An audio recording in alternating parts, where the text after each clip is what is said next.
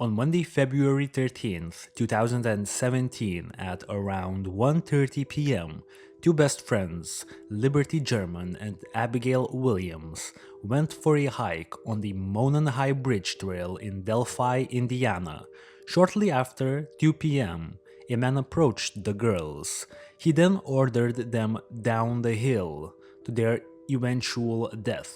Their bodies were found by searchers the following day on Tuesday, February 14th, at around noon, on a stretch of private property just 50 feet from Deer Creek and within a half a mile from the bridge. The identity of the suspect, now known as Bridge Guy, remains unknown.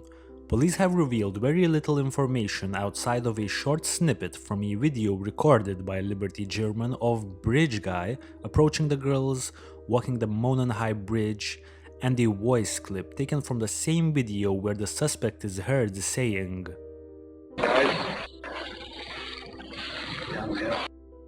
"Guys, down the hill." This suspect or suspects must be apprehended. One of the best ways to solve this case is to raise awareness through public discussion. There is hope the suspect's identity will be revealed and law enforcement will have their day in bringing justice to the families. If you know this suspect, please contact law enforcement immediately by the telephone number or email address provided in the description of this episode. Never rationalize a tip as not being related. Someone out there knows this man, and that person could be you.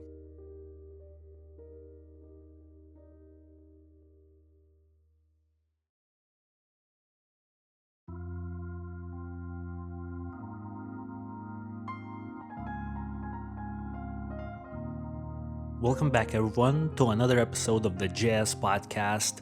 This is actually take 2 of part 4 of the Delphi Murders investigation, and I guess, the general number of the podcast. I believe this is episode number 7.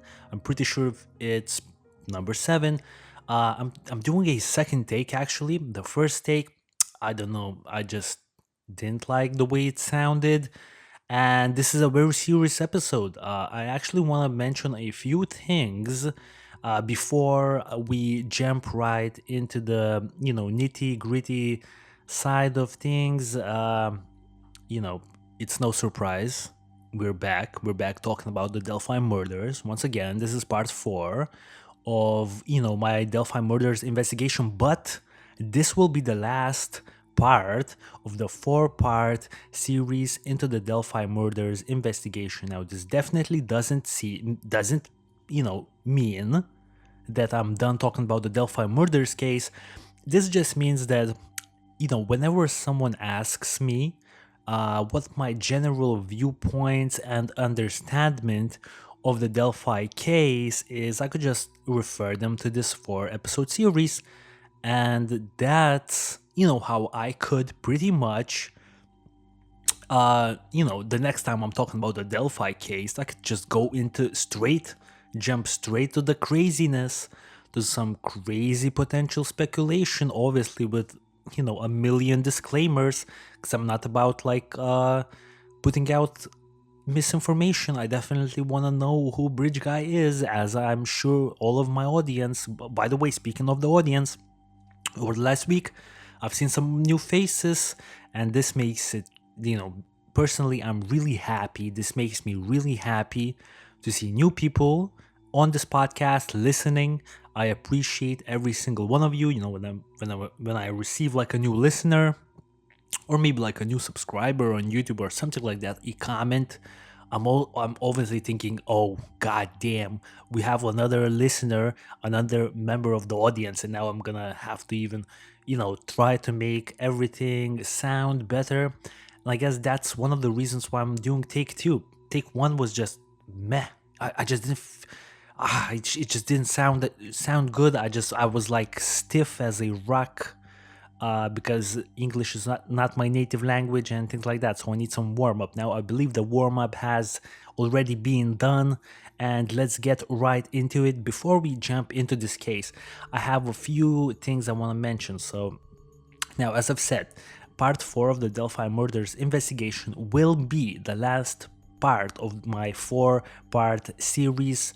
The first thing that I want to mention regarding this is that I'm not gonna stop talking about the Delphi case, but the next time I'm talking about it, I'm talking about like Derek German, Matt Sullivan's theory, what I think about it, things like that, You know, uh, now, when I said I can refer everyone who wants to know about my personal take on this case and various details, such as, the people in this case, that's part 1, the area, that's part 2, timeline, part 1 and part 2, visual and audio assets, that's part 3.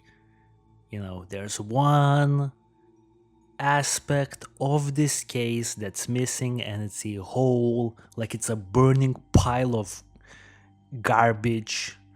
The information is so scattered wide, like all over the place. And what is this aspect? Well, that's the witnesses. The witnesses that led towards us receiving multiple sketches and some wonky law enforcement statements. Why I think it's important for us to talk about the witnesses? Well, because literally we have 2 sketches, right? And they are different people. And at one point in time, law enforcement said, do not focus on the first released sketch, the older guy with the newsboy cap. Focus on this younger dude. I personally looked into the witnesses, and I don't think the dude was the younger boy, the younger guy, I don't think it was the younger guy. Personally, the witness who saw the younger guy, which I will get into on this podcast, didn't inspire confidence, to say the least. I don't think that she was credible, and some people think as well. I'm gonna talk about it soon, but before I do that, contents, as always, contents of this part, so of this episode. So mainly only two things.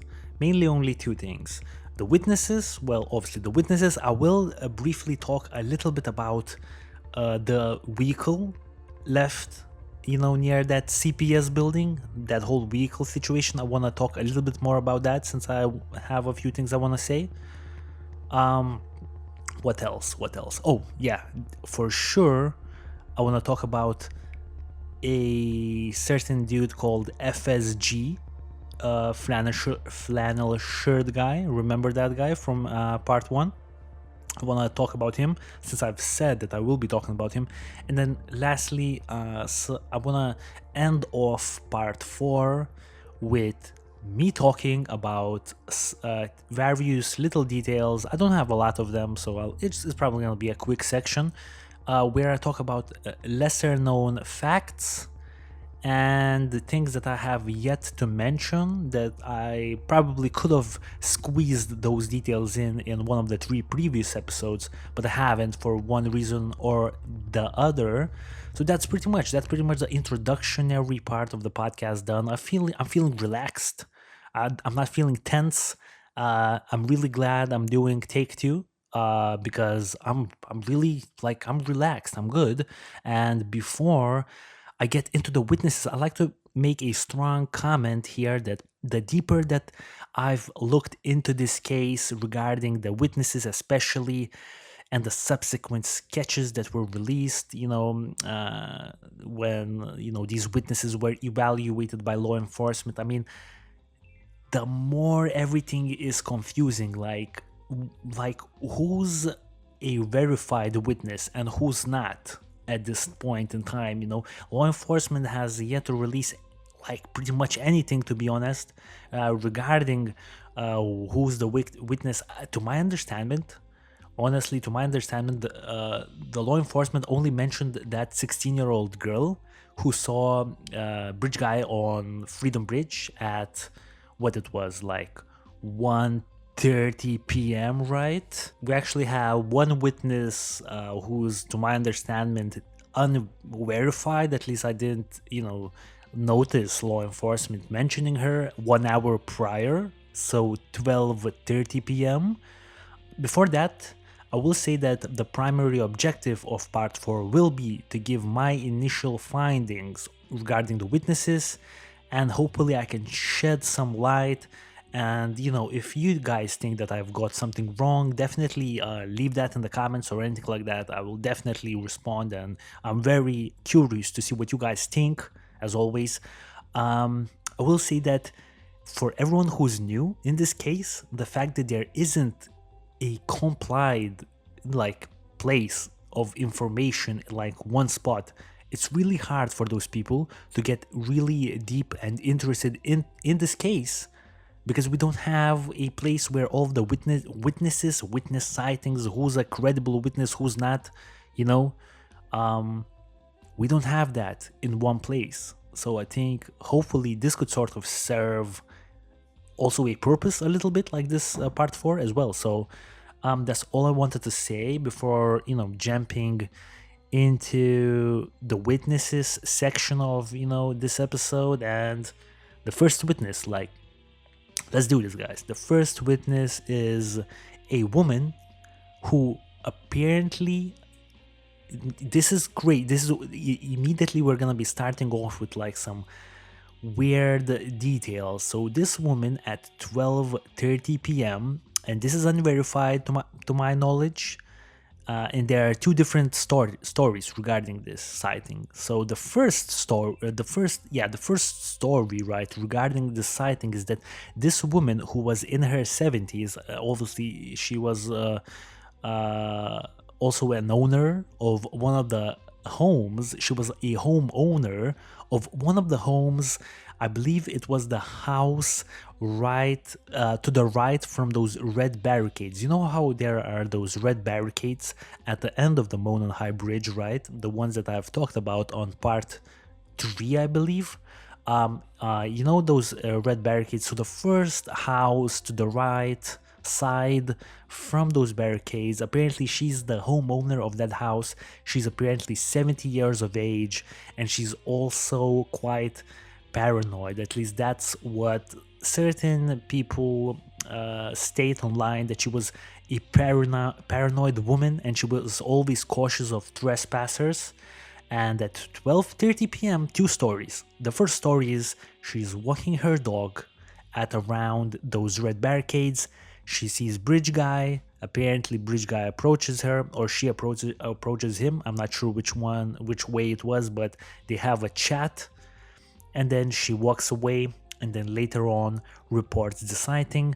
The other story, and I personally believe it's the more credible story because she was paranoid, let's remember that, and the one more discussed publicly on online forums and so on, is that she actually saw this man a quarter of a mile even down south from from those barricades. So a quarter of a mile down south. We actually have this image where someone online has marked the two most likely areas where this encounter happened. So if you could check the YouTube real quick of my podcast, you could see I'm showing an image right now with two blue, I'm showing an image of Delphi's map, right, with two blue circles. So one of the blue circles is apparently where this encounter happened, and she did not talk. She actually got inside of her vehicle and she drove towards Bridge Guy, because apparently in that area it's apparently her land or maybe her neighbor's land. So she wanted to confront Bridge Guy, and she was driving towards him. Well, I'm saying Bridge Guy. I don't personally believe that this was Bridge Guy. I will give my rationale pretty soon, but she apparently got into her whip, you know what I mean? And she was driving towards Bridge Guy, and now Bridge Guy fled into one of the wooded areas. I'm pretty certain it's pretty easy to, escape, or sort of vanish into the woods. It's the type of area where you could just vanish pretty easily. Now, why I said that I personally don't believe that this witness actually saw Bridge Guy, and this sighting, if it even happened, well, I think it happened, because police talked to this woman at the end of the day. But why I don't think it's pretty credible is because the younger man's sketch came of this sighting. So she apparently, I don't know what she reported to law enforcement, but apparently from the conversation that she had with law enforcement when she was reporting the sighting, she gave out the sort of information that law enforcement took and then complied, that young man's sketch. Now, fun fact, that sketch was complied 3 days after, the murders, I believe, or maybe, yeah, I believe so, 3 days after, but only was released 2 years later. That's because we have that older man sketch, right, with the newsboy cap that was sort of the main focus of interest for 2 years, but then all of a sudden the police said, don't focus on the older guy's sketch, focus on the newer guy's sketch. But now I believe what's the show called, right? In Pursuit with John Walsh, where John Walsh's son, I don't know that Walsh's name, but he talks, I believe, to Doug Carter, and Doug Carter says, I believe, or like law enforcement believes that the person is somewhere in between the first and the second sketch. So I will talk a little bit about that later on, so it doesn't make any sense, right? Another thing to mention about this particular woman who saw this man at 12:30 p.m. is that apparently she's paranoid. She's really, really paranoid. And she is known by the locals, or at least people on Reddit state, people who live in Delphi state, that this woman is quite paranoid. And a lot of people are actually doubting her credibility. Well, obviously, one reason to doubt her is that she provided police with information that concluded in the younger man's sketch. Now, I don't know about you guys, but when I'm looking at Bridge Guy doing his walk, on the Monon High Bridge approaching Liberty and Abigail, I don't know, I just don't seem to get a sense of a younger man. So, that sort of line of thinking makes me believe that this particular woman who saw a strange man, which I won't even call Bridge Guy anymore because I don't think she saw Bridge Guy, yeah, I don't think that sighting is all that credible because, that guy on the video and his voice doesn't sound to me like someone who would resemble the sketch released by law enforcement. The guy would definitely resemble the first released sketch, the older looking dude with the newsboy cap. Now, I will get into that guy, or at least, the sightings that led towards that sketch being complied pretty soon, actually right now. So the next victim, if you remember on part 1, I talked about the 16-year-old female witness, who saw a strange man, right, that she sort of had to report to police a few days after the fact when she found out about the girls, because this guy gave her a really creepy look. Now, what happened is that, on February 13th, 2017, the 16-year-old female witness at 2:26 p.m. was with a group of friends. Now, some sources state that she was only with one friend. There's some sources stating that she's with a group of friends. I don't know why anyone else from the group didn't come out, or maybe they have, we don't know, right? But this 16-year-old female, she takes a picture and sends that picture to her mother at around 1:27 p.m. Now, these pictures are unrelated to this case. I only mentioned them because these pictures helped this 16-year-old female witness sort of gauge the time when she saw Bridge Guy, or apparently Bridge Guy, right? So, as I've said, this photo later helps the witness remember when she saw the strange man, who's allegedly Bridge Guy. Now, at 1:30 p.m. or around 1:30 p.m., this 16-year-old girl is near the benches on the Freedom Bridge and notices a man, which we will say that, he's probably Bridge Guy, right? She notices a man and says hello to him, and then the man gives her that creepy look. I'm curious why she said hello in the first place, if he's all creepy and stuff, but I mean, maybe it's that Midwest hospitality, here we don't say hello to random people because we know that, knives are gonna get pulled. But maybe in America, that's sort of what you do, right? So she noted that the man was around her height and she was 5'6". She said that he may have been 1 inch taller than her, which would be 5'7". She said that the man had a hoodie over his hat. This is an important detail. A hoodie over his hat. Later described the hat as being a painter's hat. An interesting fact, after police released the sketch of the older man's, the older man, which I believe her sighting was the main reason for the compliance of that sketch, right? She actually didn't agree with law enforcement regarding the hat that was depicted in the sketch. She said that the hat did not look like a newsboy hat and actually resembled more of a painter's hat. I don't know what a painter's hat really is, but she said that the hat was different from, the sketch that we're seeing right now. Right, so I have here that the witness later called in a tip to law enforcement after hearing about the girls. She gave a matching description to the man seen on the footage recording by Liberty, and this is the zinger. She gave this description without even seeing the video, and that's what made her sighting so credible. And I believe this is one of the reasons why law enforcement are really believing in this particular sighting, because she gave the description, of the dude who we see on Liberty's video without even seeing the video.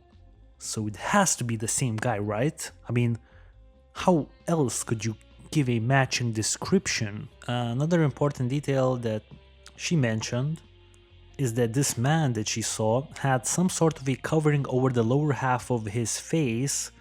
It's theorized that the man wore a scarf or something resembling a scarf so that he couldn't be identified later on. So I think she only saw like his eyes, maybe nose, maybe didn't see his nose, but like she only saw his eyes, right? So the lower part of his face, mouth,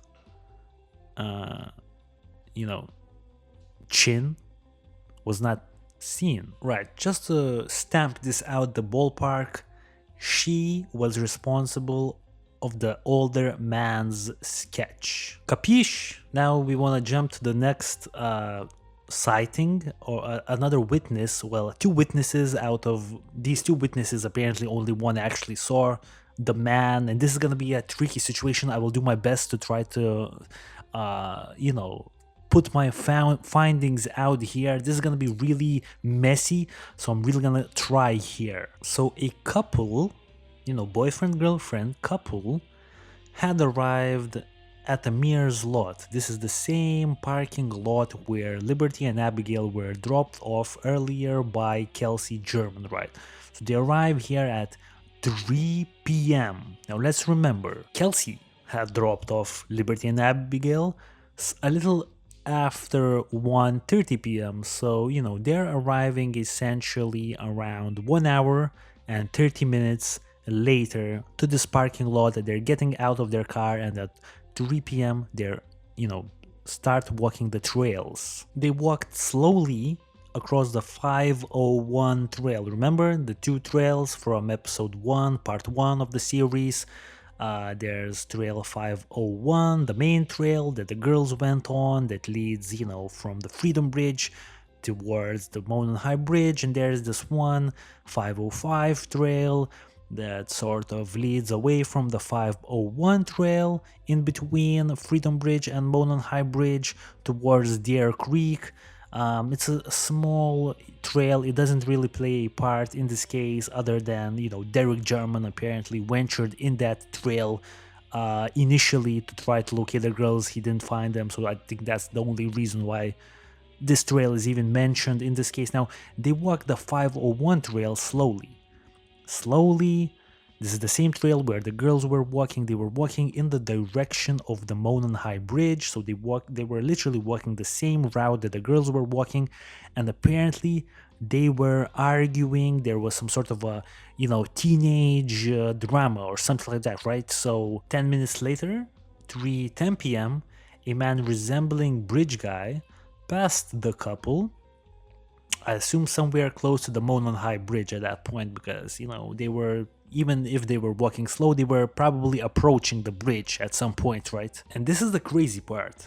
Since the couple was arguing, the girlfriend didn't even notice this strange man, but the boyfriend did. Now, the boyfriend is a man in his 20s. I don't know the age of the girlfriend or whatever. I don't think that's an important detail for us. The male witness said that the man's hat was exposed and that he hadn't had a hoodie on him. So that's the only difference between the sightings of the 16-year-old female witness at the Freedom Bridge and this 20-something-year-old man with the arguing girlfriend. You know what I mean? So this is important. After a couple of days, when this witness saw the stills from the video captured on Liberty's phone, because apparently, obviously we know this already, that law enforcement only released those stills initially before, releasing the video 2 years later. He said when he saw those stills, and there were only a couple of those stills, right? 3, I believe. His quote is, "That's the man I saw." He's pretty adamant, right? He's feeling really certain. And from what I've gathered, the 20-something male witness and the 16-year-old female witness are the two sources for the older guy's sketch, the one with the cap on. Neither of these two witnesses were happy with the sketch. They said that the man was not wearing a newsboy hat. Both of them said that.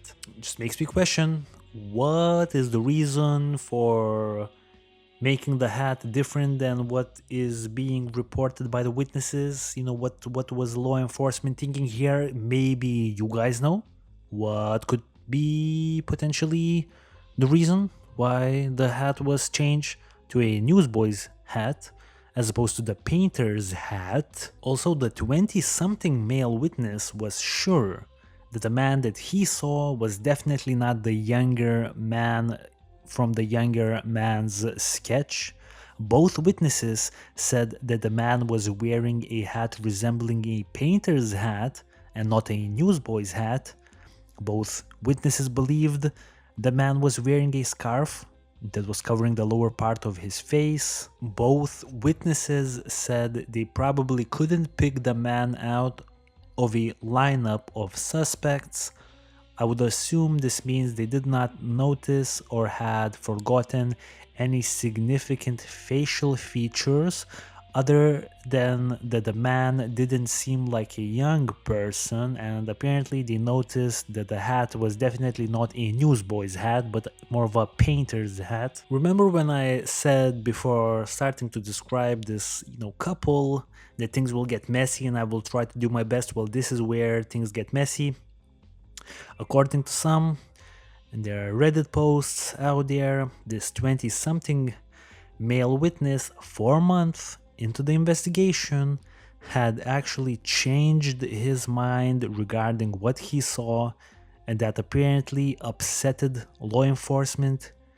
Also, there are supposedly screenshots of this man's comments in various chat rooms where he is setting the record straight. So apparently, the dude is right now flip-floppy, that he doesn't necessarily recall what he saw, which makes sense to me. I mean, if the girlfriend was really like in his face, or they were like really going at it, how much attention would you pay to some a creepy looking guy? And now this is where flannel shirt guy comes into place, because I believe that there's a high chance that this 20-something-year-old man actually did not see Bridge Guy, but saw Flannel Shirt Guy, FSG. So we're jumping to the section dedicated to discussing FSG. Now, from what I can tell, FSG is not a actual witness of Bridge Guy. He was just around the general area at the time when the killings happened. This is just as I said, we're going to some flip-floppy weird situation. I'm gonna add another weird layer on top of this situation for you guys. Now, FSG is probably Dan McCain. However, some sources state that it's actually Dan's brother, David McCain, and I'm not sure how we know this, but there are sources, and allegedly this man was on an interview with Anthony Greeno, who is a controversial YouTuber regarding the Delphi Murders case. He's been in jail. He's been, captured by surveillance footage in a prison cell, I believe, like fighting police officers. I'm not certain the credibility of this dude, but he does seems very knowledgeable on this case. I will give him that. I have screenshotted a comment from one of the YouTube videos that I've been looking at during my research for this week. And Greeno, I think True Crime Investigates, that's his YouTube channel. And that YouTube channel has left a comment on one of the videos regarding FSG that FSG is actually David McCann and that he had interviewed him. An interesting fact that apparently this interview was not recorded. So not really sure if you can call it an interview, or maybe it is, but I couldn't find it. And apparently we just have to take Anthony's Greeno's word for it. So this is what I was saying, but I'm trying to do my best here to keep it as clear cut as possible for you guys right now. So some of you may remember from part 1 of my Delphi Murders investigation, 3:20 p.m.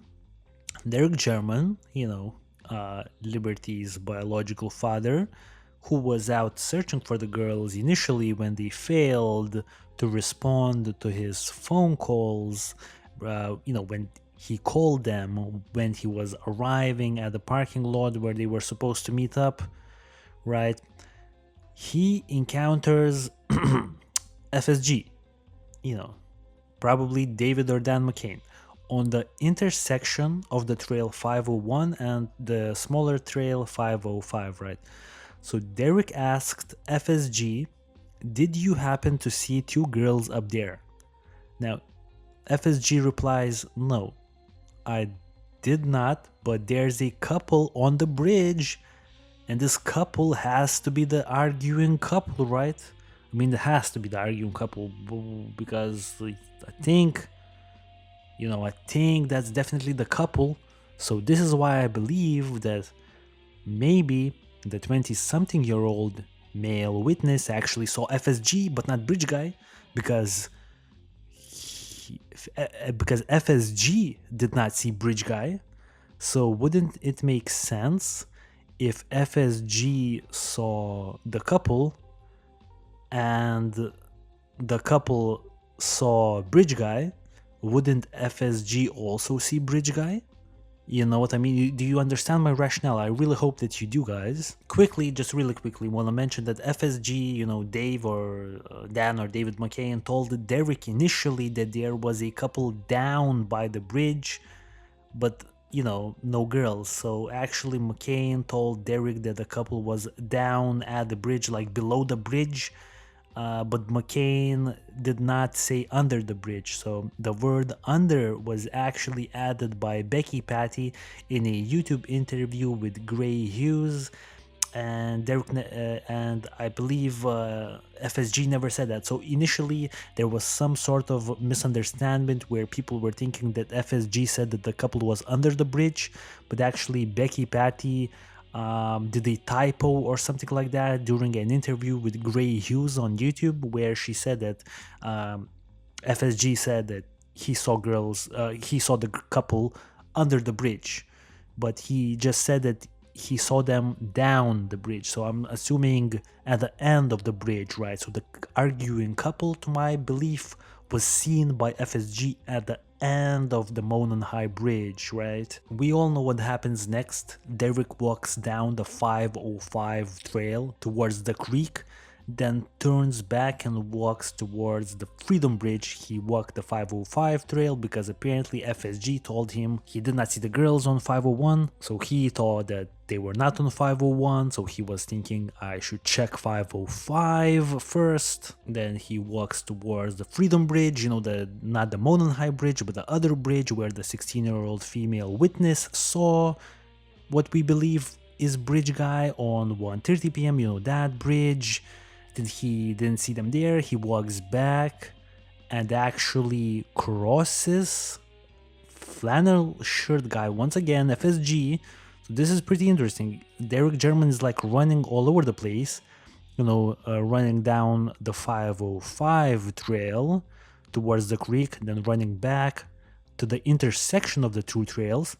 Then he takes the route to the left, runs towards Freedom Bridge, then walks back towards, the intersection of the 501 and 505 trails from Freedom Bridge where he did not locate the girls, and then he passes FSG. So the interesting thing here is that FSG was probably just standing around while all of this was happening. Obviously, like, the dude doesn't know that the girls are missing or have been killed like just minutes ago probably, so he's just nonchalant. He's probably just chilling out. I do have some information regarding FSG right now. So if we believe that FSG is either Dan or David McCain, I have some information about David McCain because apparently some people are really certain that it's David, not Dan. So I'm just gonna go with these guys. So David McCain is a lifelong resident of Delphi. Presumably his brother Dan McCain is as well. David is passionate about historic preservation and is also a trails enthusiast. He and others have been trying to get funds to repair the bridge to make it a part of the trail that is actually safe to walk on. There's a crazy conspiracy theory that he is involved in the murder, so that all of the speculation, all of the GoFundMe and the foundation money would go towards the reconstruction of the trails. But I mean, it's completely crazy in my opinion. Like you like a guy like that wouldn't kill two girls just to sort of raise funds for the trails. That's crazy, right? So David is also a passionate person when it comes to outdoorsy activities. Apparently he walks the local trails almost every day. He's a slim gentleman in his 70s. His brother is also in his 70s. Neither brother has any notable criminal history or any other suspicious history that would suggest they would be involved in a conspiracy to murder two young girls. We don't know exactly what time FSG, David McCain got to the trails. We don't know his route. We don't know if he saw Bridge Guy, but I believe that there are no sightings that he did see Bridge Guy, so I will say that he probably did not see Bridge Guy.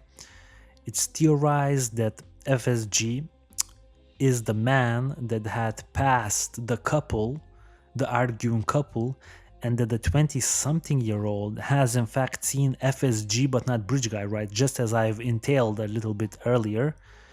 And, this could be the reason why 4 months after the sighting, the 20-something-year-old witness became flip-floppy and decided to sort of tell law enforcement that his sighting was probably not valid anymore. So yeah, 4 people, right, that I want to mention. 3 of them are witnesses. So the 16-year-old girl, the crazy paranoid woman she's probably not crazy, she's just paranoid.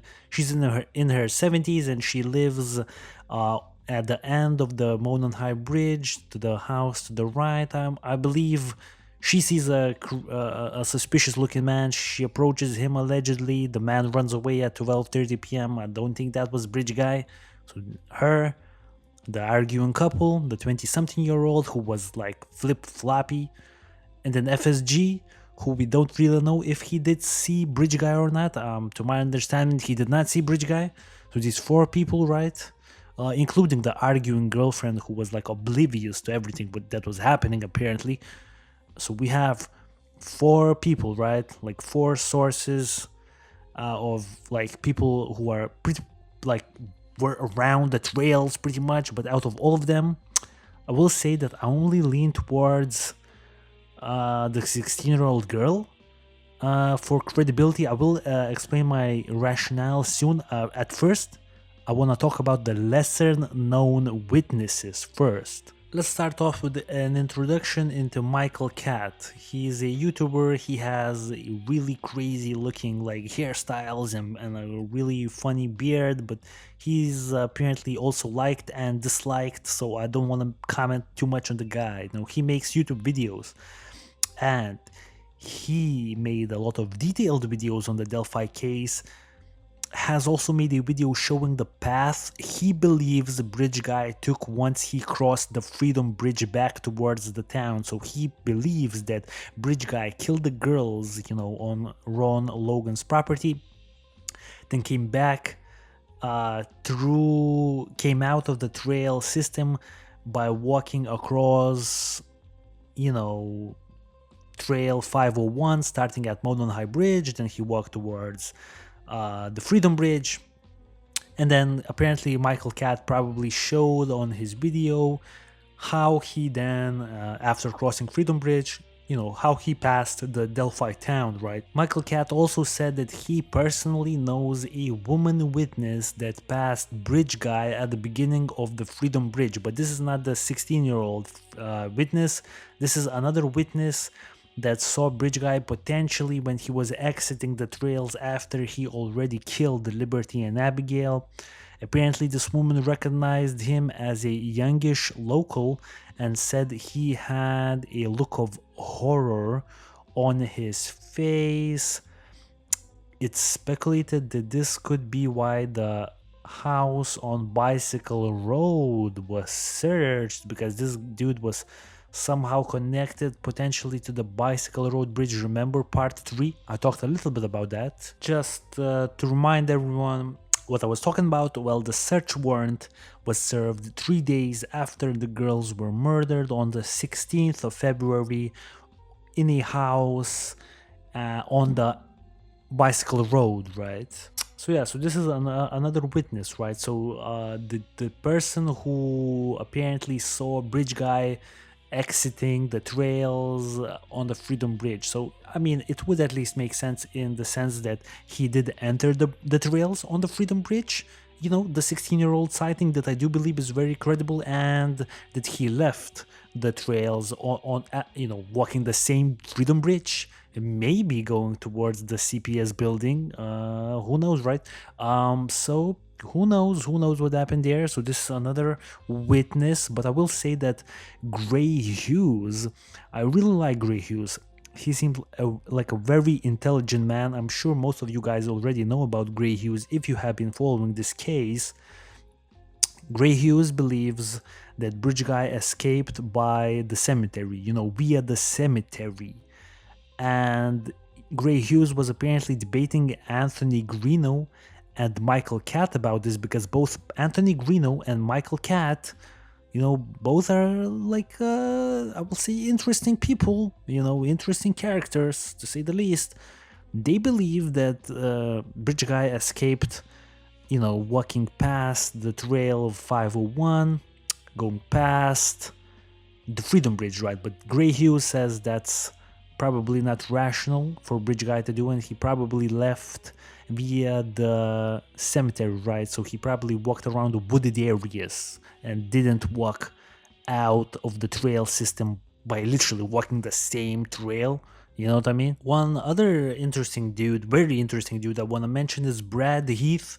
and I found a post which was shared by someone who was apparently looking for this particular man because he was not really reported as being a witness. So Brad Heath, I will play a news clip from this dude. He's a really interesting character. He was blowing a horn for some reason, like to respect the girls, something like that. He said that he passed all the information he had to law enforcement because he was apparently working at the area when the girls were murdered. So he was working right around that area when it all happened. So here's the clip. And on the same trail Thursday, Brad Heath says a message from God brought him here to blow the shofar, signaling God is fighting for his people. The people of Delphi need the Lord to fight for us in this time, this trying time. Trying for Brad because he was working near the trail the day the girls died.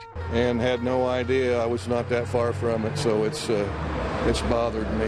Well, there's some things I passed along that I hope will help the investigation. Things you witnessed? Yes.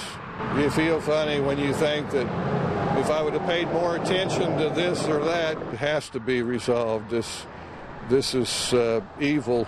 Right, so I think these are like the only witnesses that we have to talk about in depth. There's a woman who encountered potentially Bridge Guy, or like I don't believe this was Bridge Guy, but she encountered a man waiting for his father at 8:30 p.m. You know, people believe this happened as there have been like write-ups about this particular story, like a man was sort of really crying or something like that, and he was like witnessed by some people. I don't know about this. I don't want to step here too much because this seems like really like on the outskirts of the sightings. There's a wake report about a guy dressed in similar clothing to Bridge Guy and carrying a backpack, hitchhiking on his way to another town, Logansport probably. So yeah, pretty much these are like the lesser known ones that I don't want to get into because apparently they're like they seem really not credible, and I don't want to dilute what I've already put out there, which is probably pretty hard to comprehend as it is. So to conclude the witnesses, this is my opinion regarding the witnesses. Okay, so this is crazy. These sightings are so hard to understand, and the information is not complied anywhere in a structured manner. I want to maybe make this situation a little bit more clear for my audience before I finish talking about the witness. So, from my research and what I personally believe, the most credible witness and the one that I feel the strongest about right now is the 16-year-old girl who saw a strange man resembling the one seen on the video taken by Liberty. Now, it's at least known for sure that law enforcement used this 16-year-old girl's sighting to make the sketch of the older man. In the older man's sketch, she described the man even before seeing the video recorded on Liberty German's phone. She apparently did not agree with the older man's sketch made by law enforcement, since she said that the hat worn by the man was different and resembled a painter's hat, not a newsboy hat. I don't know what a painter hat is, but I will agree that from the video, Bridge Guy looks like he's not wearing a newsboy cap, probably more of a cap with flaps. You know, I talked a little bit about this on part 3. Now, her sighting also perfectly correlates with the general timeline of when the Liberty and Abigail, you know, when the girls met Bridge Guy. I talked about this on episode 1, how the timeline correlates perfectly, you know. It's on the timeline section on part 1 of the Delphi Murders investigation. Now, her description of the older man definitely makes more sense to me than the younger guy's sketch, because Bridge Guy from the video does look like someone past his 30s, and I would bet that he's probably in his 40s or 50s. FSG is not even a witness of Bridge Guy to my understanding, so I have no idea why he's even looked at so much, unless he did see Bridge Guy at around 2:49 p.m. because apparently Anthony Greeno claims that he talked to FSG and FSG told Anthony Greeno that he did see Bridge Guy at 2:49 p.m. but I can't seem to verify this information, so I'm leaving FSG out of the picture for now. The 20-something male witness later denounced his sighting, and some believe it was actually FSG who he actually saw. And FSG is probably David McCain, but I will say FSG is probably too old to be Bridge Guy because FSG is in his 70s and Bridge Guy definitely doesn't look to me like he's in his 70s. So would the 20-something-year-old male witness, the boyfriend from the couple, would he really mistake Bridge Guy for a 70-year-old FSG David McCain? I mean, that's an interesting thing to think about. Maybe that's why 4 months later he's denouncing it. I would need to look into those screenshots before I make any assumptions further into this line of thinking. And this leaves us with a woman who saw a strange man at around 12:30 p.m. near her property. The sketch that she was the source of is the younger guy's sketch. Definitely seems to depict a different person from what the 16-year-old witness saw. So I would assume that this paranoid woman and the 16-year-old female witness saw different people, and I would lean towards that this woman, the paranoid 17-year-old woman who lives right at the end of the Monon High Bridge next to the red barricades, I would lean that she did not see Bridge Guy 12:30 p.m. 1 hour, like even before the girls were dropped off and things like that. The timeline doesn't really make that much sense also here.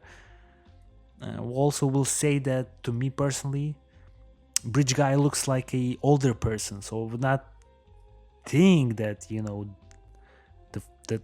the first complied sketch of the younger man is of Bridge Guy, because why would you push that? The dude definitely doesn't look like a young guy, so we'll definitely probably discredit her as well. Maybe someone in my audience have something against that line of thinking, which I would definitely like to know. If you guys have anything that makes you in particular believe that Bridge Guy was actually a younger dude, and he would resemble the second release sketch, the sketch of the younger dude. But actually, even this line of thinking that the 16-year-old girl witnessed on the Freedom Bridge at 1:30 p.m. so Bridge Guy doesn't really quite add up as well, since law enforcement has stated during the New Direction press conference that the public should no longer focus on the older guy's sketch.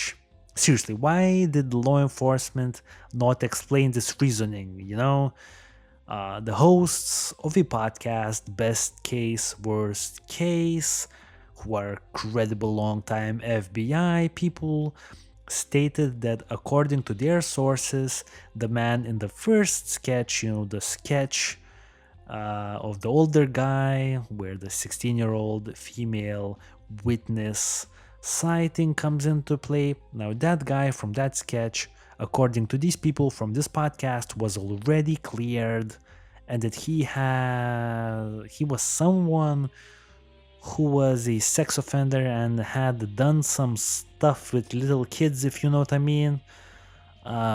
So yeah, that happened. So maybe the 16-year-old girl did see the dude who got cleared already. Maybe he did see the dude who was a sex offender who had a history of doing weird stuff with little kids. I find it hard to believe, since the timeline and her description of Bridge Guy were perfect. The timeline and the description of Bridge Guy is perfect by this 16-year-old witness. But if she really did saw the dude who was already cleared, that could mean to me personally that law enforcement at this point in time has no credible witnesses. This is a new thing in the Delphi murder case for the internet sleuth. I believe that at this point, if the 16-year-old girl did see someone who was already cleared, then law enforcement has, in my opinion, no credible witnesses at this point in time. And that could be the reason why on the TV show, remember the TV show In Pursuit with John Walsh, but actually John Walsh is not on the TV show, it's his son, some other Walsh, right? So law enforcement, I believe it was Doug Carter, who said that the bridge guy was somewhere in between the two sketches, right? Now why would he say that? Because he doesn't think that it's either one of those guys. So somewhere in between, right?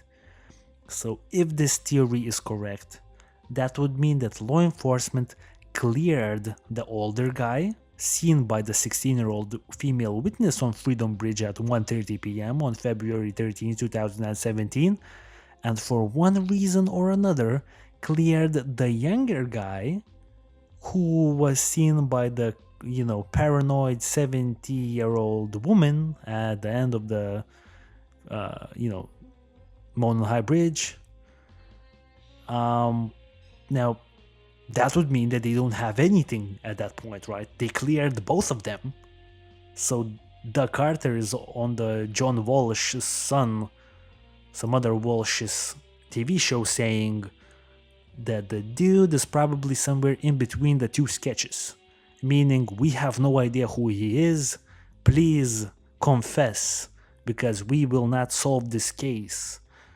Now, I'm not saying that this is what happened, since I personally do believe that the 16-year-old girl did see Bridge Guy because of the timeline that perfectly matches when the girls met Bridge Guy, and also the fact that she managed to depict Bridge Guy perfectly without even seeing the video that was filmed by Liberty German. Okay, so with the witnesses done, right, I want to talk a little bit about the CPS building as well. So if you remember, I talked about the CPS building on part 1 of my Delphi Murders investigation, where I said that, police was inquiring about information regarding the certain vehicle that was left at the CPS building between 12 and 5 p.m. on the same day when the girls were murdered. So that there was a suspicious vehicle left there at 5 p.m. I just had a few thoughts about this vehicle, so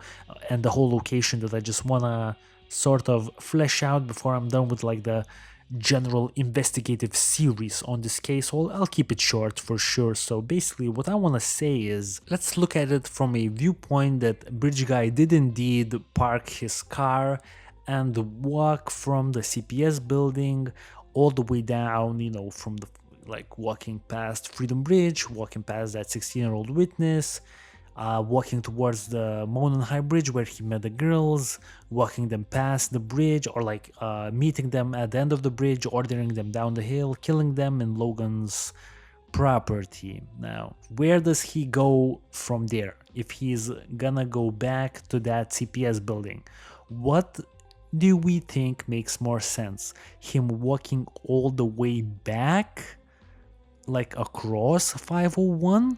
Potentially running into multiple witnesses, etc., because there were people on the trails constantly, or him walking out into the highway driveway area next to Ron Logan's property, next to the Mears barn. I'm pretty sure I'm showing this area on the visual assets on my YouTube channel, so you could just jump in and look at what I'm presumably showing to you guys. So does it make more sense that he walked past 501 all the way across 501 running into all of these people, or walking out of the wooded area, across Ron Logan's property and then probably walking down that road, right? The same road where Derek German was sort of driving towards the Mears lot, the area where he was supposed to meet the girls, but he never answered his phone, and then the whole search began, right? So I will say personally, like logically thinking, it definitely makes more sense, and I will agree with Gray Hughes here, to me personally, that he walked out of the wooded area towards that road and that he did not go back towards the bridge. I mean, personally, if I was in his position, I'd probably not want to do that. And then I would walk across that road towards the CPS building. Now, there's a set of buildings, and I'm on the map right now. I'm looking at the map that are like Sherry Mears Barn. So not the Mears Barn where Matt Sullivan proposed that, the girls were killed at. There's this other barn. And now Gray Hughes actually did some analysis, and I've watched it, and those barns have surveillance cameras that could have potentially picked up a guy walking past.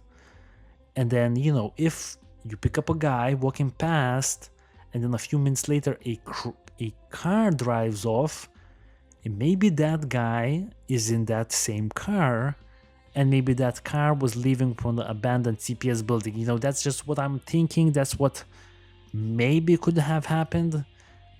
And I wonder if those surveillance footages that are on those barns, the Sherry Mears barn, were they ever looked into? I'm sure they have, but we're all questioning law enforcement in this case and the quality of their efforts. So I mean, I don't know. I don't really know if they looked into it or not, Also, there's this woman called Cheney.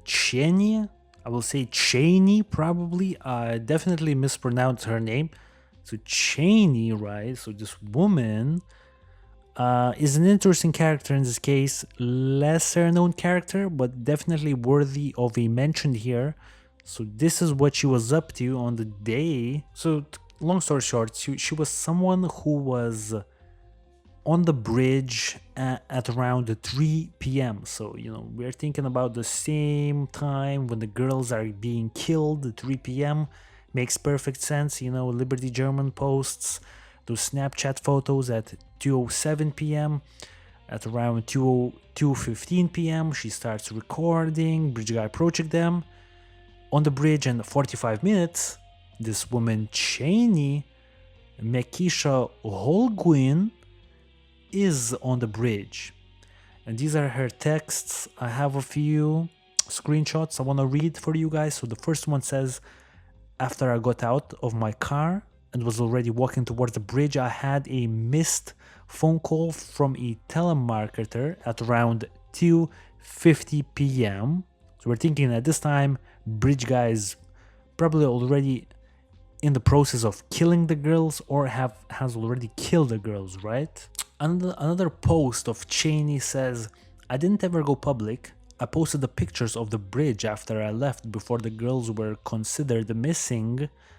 That's why I have never released the name of my friend who I was with or the other two who were at the bridge before me, because I'm saving them from the backlash and drama that came along with it. I'm not pissing anyone off, I'm just stating facts. And then lastly, I have this post with a picture. I will show the picture in a higher quality, but this is just so we could see the text that she wrote. So she wrote, the picture I attached is the timestamp 3:49, and that was taken after I made it to the end of the bridge and turned around and was on my way back. Now, one thing to mention, Gray Hughes, he actually did a really cool, I would say, shadow analysis, and he had determined that this picture was actually taken at around 3 p.m., not 3:49 p.m. And I'm assuming Cheney only like posted at 3:49 or something like that. Now you see that little how should I put it, like a stomp on this picture, right?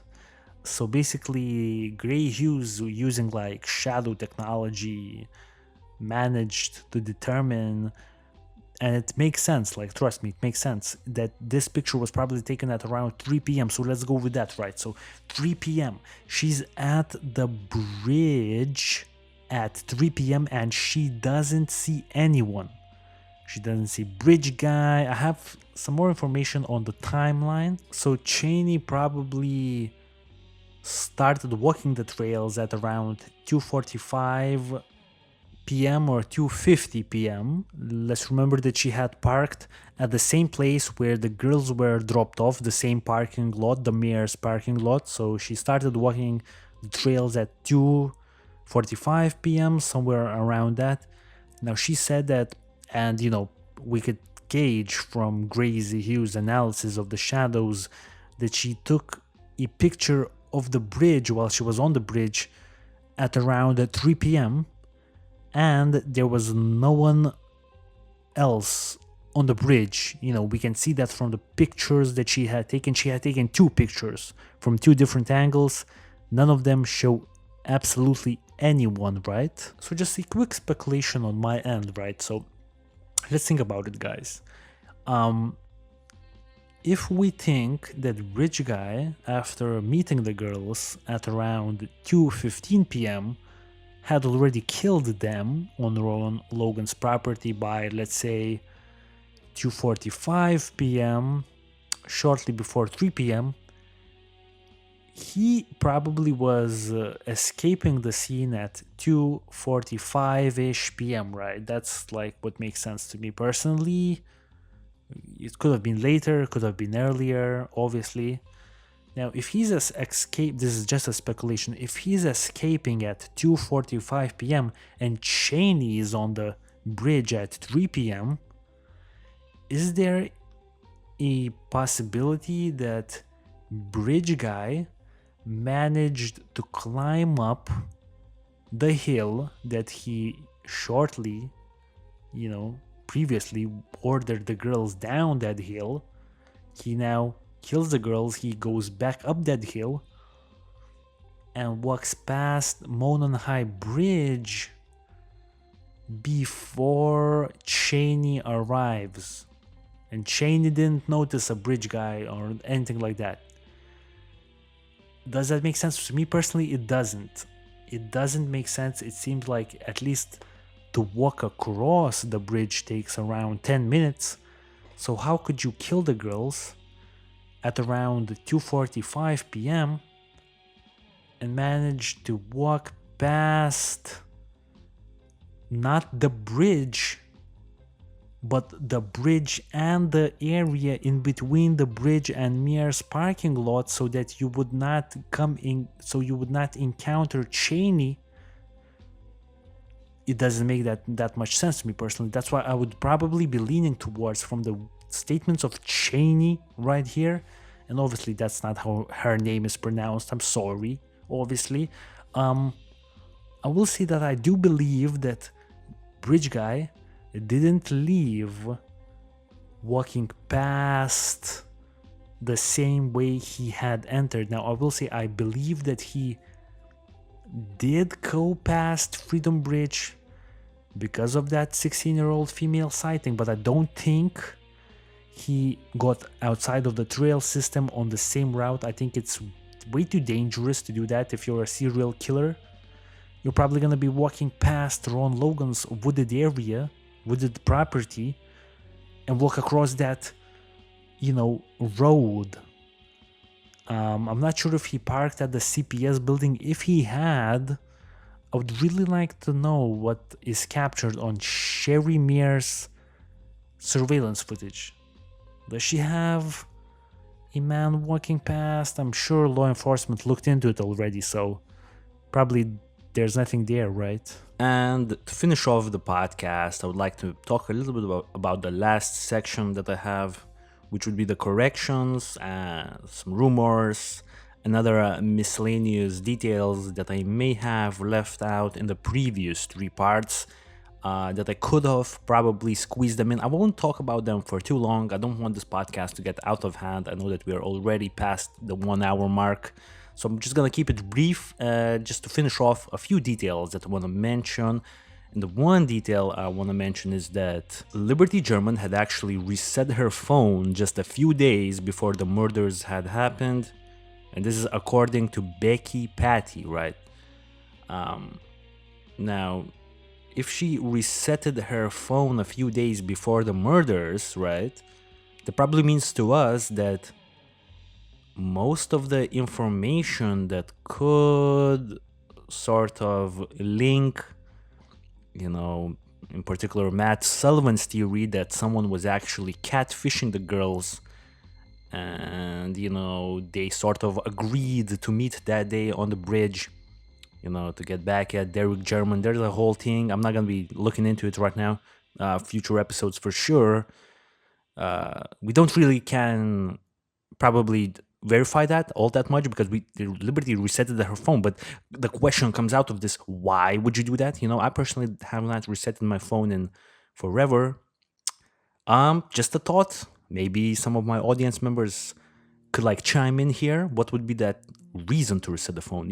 Another interesting thing I probably did not speculate on part 3 when I was analyzing the video and audio assets released by law enforcement was that Bridge Guy could potentially be short-sighted. Now, why I think that, right, is because he did not notice the brief 1 second moment when Liberty German was pointing her phone's camera at him.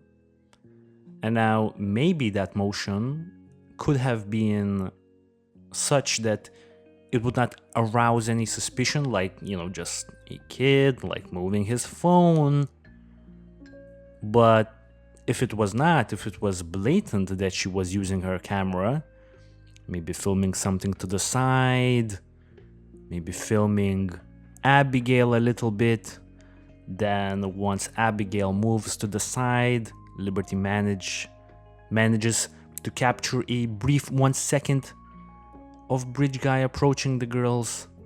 We'll say that's interesting, if that was the case, if it was blatant, and we could gauge this if law enforcement released more information, which they haven't. If they did, I could speculate here a little bit more. I could make at least a guess that was well thought out of. You know what I mean? I wouldn't be shooting in the dark here, pew pew. I would have been able to guess better here, but if it was blatant, and I definitely think we could gauge that if we had the full video released to us, then Bridge Guy not seeing that it was, Liberty was filming them and he was pretty nearby, I think could indicate that he's short-sighted. I will say from my personal experience, I am also short-sighted, and from that distance, I'd say I couldn't see if Liberty was using her phone to film. I definitely couldn't see, so maybe Bridge Guy is also short-sighted. Just a thought for you guys. Also, it has been stated by some that the girls had an open casket funerals, right? And they both wore scarves. No photos or verifiable first-hand descriptions exist to prove this, right? We don't have it, so I will definitely mark this one as a rumor that we can't verify. But if that was the case, what would be the reason for the girls to wear scarves, during their funerals? Well, obviously to hide certain, I would say, injuries to their necks, and this would correlate with the whole David Erskine text situation where he claims that, the girls, apparently Liberty more so than Abigail, had certain injuries in her neck, that she was almost decapitated. You guys remember those text messages from part 3 of this series. So that's something to think about. I don't want to speculate too much since nothing exists on this and it's a rumor, so it could be completely false. I'm actually leaning towards that it might be false because I have not seen any more information regarding just a few posts. I don't know who generated this rumor, so I'll just leave it at that. I think one thing I did not speculate or didn't talk about on last, part 3 of the Delphi Murders investigation is the theory that Liberty's injuries were more severe than Abigail's, right? So I didn't talk about that particular detail because I don't think there's anything besides, that one text message that is connected to David Erskine, right? I don't think there's anything else regarding this, so we can't really speculate all that much. I think in that text message, it was a mention that it was personal with Liberty, which is crazy. I believe David Erskine was the one who wrote that text message. Now, he's the uncle of Abigail, so why would he think that it's personal with Liberty? If someone is saying that, if we think that those text messages are correct, and if someone is saying that it was personal, right? If David Erskine, if he really did see, and I think he did, but the question is whether or not his text messages are correct, right? So if he did see the girls, right, and if those messages are correct, him saying it was personal would indicate to me that it was probably a really distinctive difference, like between the girls, right? But I will say that I don't believe that this was a hit on Liberty German. Obviously, there are speculations that, it was a hit because Derek German, he had an interesting past, and some people from his past wanted to get back at him, so they chose Liberty. I'm not gonna talk about that, that's for the future, that's super speculative. I don't have any information and I have no comments on that right now. Also, to me personally, I think the more rational explanation, if that was the case, was Liberty was bigger. Like, she was a lot bigger than Abigail, like twice her weight. And you can see from the pictures, like, she seems like she's twice as big as Abigail, right? So I'm thinking it's probably a lot harder to kill Liberty than it would be to kill Abigail, and Liberty seemed like the more of an athlete out of them, and she seemed stronger for sure. So maybe Liberty put up a fight, and then Bridge guy got angry at her for some reason, or maybe she tried to escape or something like that, or put up a fight. So either she put up a fight, and Bridge guy during those fighting motions had to like really strangle her hard or something like that, or maybe she put up a fight, then stopped putting a fight, but then he was mad, and that's why that happened. It's all speculative. We don't even know if her body was more severely injured than Abigail's at this point, so I'm gonna leave it at that. So another thing I want to talk about here is CrimeCon 2018. And on CrimeCon 2018, there was a panel regarding the Delphi case. There was the family members, I believe a few officers. One of them was Sergeant Holman. So Sergeant Holman, he's involved in the Delphi case, and he made some clarifications on that panel regarding what Doug Carter said when he said don't focus on the sketch, when he said don't focus on the first sketch, right? The sketch with the taxi cap, newsboy cap, I would say. And his quote is, and we get a lot of calls on that. I think what he meant to say was, where there's 4 or 5 of us up here right now, and if we pick somebody out of the room and then identify that person to a sketch artist, there would be 5 different sketches. They'd have the similar features as we believe the sketch has of the guy on the bridge, but they'd be a little different. So I think that is what he meant, is that the person that did this heinous crime may not exactly look like the sketch.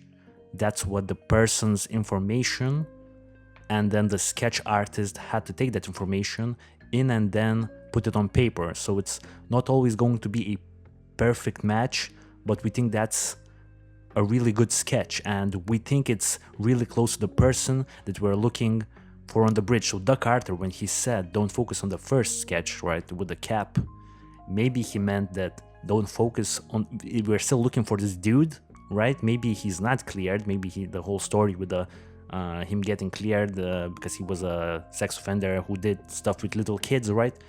Maybe that story is false, and maybe they're still focusing on the guy, but when he said don't focus on the sketch, he actually meant that don't focus on like particularly this sketch. It's still the same guy, but it could look different. But it doesn't make any sense, right? Then why would you even use the sketch if you would say don't focus on it? And just in general, wouldn't Sergeant Holman know what Doug Carter was talking about?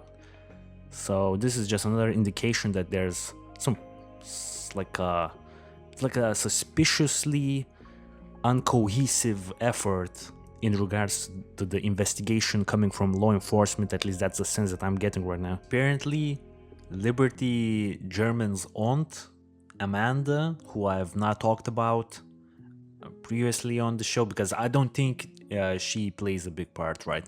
So she's actually being reported that she may be connected or like related to Jimmy DeWall, who was a character back in the day in Kokomo area. Like this guy definitely looks like Bridge Guy, and he has a past. I don't want to get into his past. He definitely looks like the first released sketch, the guy with the cap, right? He looks identical, his mugshot, but I don't think he was involved because apparently some people are stating that there were DNA samples that could have linked to him and he's been cleared or something like that. Also, he has not just vanished, right? So apparently he's not related to Amanda, Liberty's aunt, and I guess Kelsey's aunt, because Kelsey German, Liberty's sister, actually provided this information that there's no relation between these people, right? And the last thing I have here is that the transcript of the police scanner audio was falsified, so it may have shown on part 3 for a brief second or a few seconds a false audio transcript from those scanners. So the scanners and the audio of those scanners is authentic, but actually Anthony Greeno has taken responsibility for the fake transcript. It just makes me question the guy even more, but I will say he seems knowledgeable about the case. That's all I'm gonna, I don't want to get into it right now. So this is pretty much it, guys. This was part 4 of the Delphi Murders investigation, episode number 7 of the Jazz Podcast. Now, for the next week, I'm probably gonna take a detour from the Delphi case just a little bit because I need to come back a few weeks after the fact to the Delphi Murders, and I need to look at the whole situation with a fresh pair of eyes so I could start really thinking about who is Bridge Guy and what we could like gauge from everything that I've laid out here on this 4-part series. So yeah, pretty much I have another case that I really want to look into that is super fascinating. I'm just gonna not tell anyone about it just right now because I'm not 100% certain that that's what I'm gonna be actually doing for next week, but probably I will. So yeah, that's another hint for you guys. Now everyone, I'm really glad that you've sticked around. For everyone who actually watched the whole 4 parts, you're the real MVP. I'm really happy that you did so. For all of the new people joining the podcast, listening to me talk about these interesting cases, right? I'm really happy. There's a lot of you now. I'm seeing more people every single week, which is awesome, and it makes me a lot more motivated to keep pushing these podcasts out. I'm having fun doing them, and yeah, that's pretty much it, guys. So I'll catch you next week. As always, I hope you all enjoyed this week, and adios.